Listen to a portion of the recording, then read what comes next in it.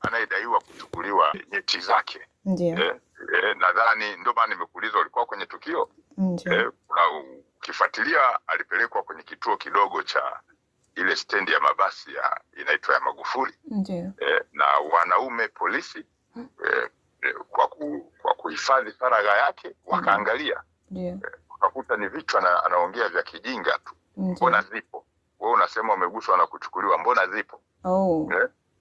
Mbona zipo?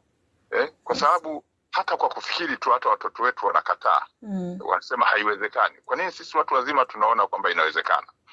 Na unakuta kwamba sio kweli. Ndio. Kwa hiyo wakati mwingine tunapaswa kuwa watulivu na kufikiri na kutoburuzwa na watu wajinga ambao wanatengeneza matukio ya kufikirika ya ajabu ajabu na watu wakachukulia kama ni habari. Nafikiri ni muda sasa wa kukemea upuuzi. Upuuzi kama huo